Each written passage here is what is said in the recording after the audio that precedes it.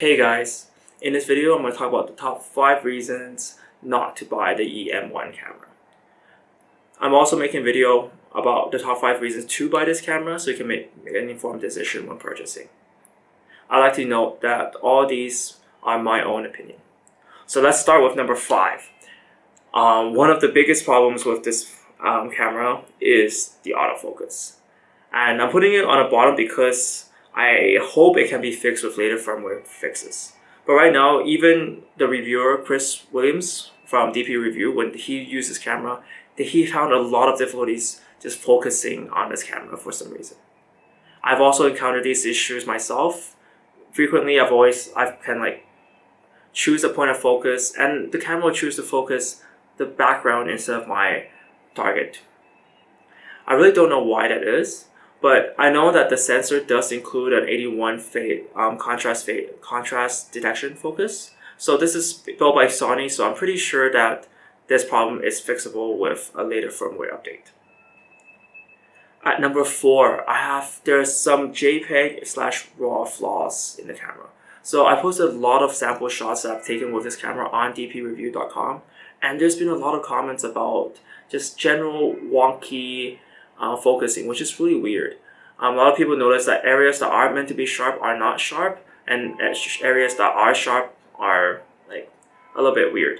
So I'm not exactly sure why this JPEG processing is a little bit weird, but I'm pretty sure that the sensor does dump the RAW in its entirety, so it could be fixed. It probably is just a JPEG image processing issue with firmware updates. I also like to note that this camera cannot shoot JPEG and RAW at the same time, which is kind of weird. That's something you expect from every camera, but it seems like this particular camera currently in this firmware cannot shoot RAW and JPEG at the same time. At number 3, we have quite poor support right now from Yi Technology. So on their website, there's very little information about the camera or the firmware. So I really hope this situation improves in the future. This is their first mirrorless camera, so I hope they have better support in the future. But right now, as of now, I've been on the forums and I just can't find any information or any firmware downloads for this camera. At number 2, this is something that really bothers me a lot. But as you can see here, this is the lens release button, and it's very, very sensitive. You can just hear that sound. It's a very, very light button. Basically, if you're shooting and you're gripping on the side and you accidentally brush against the lens release, it's going to make your lens a little bit wonky, and it's going to make focusing a little bit weird. So it's just going to cut off the connection between the camera and the lens. I don't know why it's so sensitive, but on my camera it is. But every time I take photos, I just constantly brush against it, and then I have to restart my camera afterwards to make sure that the lens is communicating well with the camera.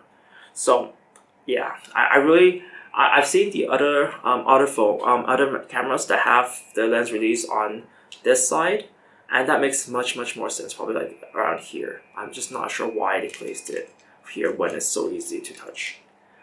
Lastly, is at number 1 right now is the availability of this camera. So even though it's being released in China and I got it quite convenient easily, in international markets it's just a pain. I've seen a lot of posts where people are just asking where to buy the camera, and if they do get to buy it, they can only buy it at a very high markup. So just for reference, right now in China it costs around $325 US for this camera, but I've seen websites selling it for as much as $500. So you're paying almost a 50% premium on this camera, and I just don't understand why anyone would do such a thing and why the markup is so high. So guys, those are the top 5 reasons not to buy this camera. I hope this video helped you, and if you have any comments and suggestions, please put them below. If this video helped you in any way, I'm starting out my channel, so it's really awesome if you guys could just like and subscribe to my channel. Guys, thank you guys so much for watching. Thank you.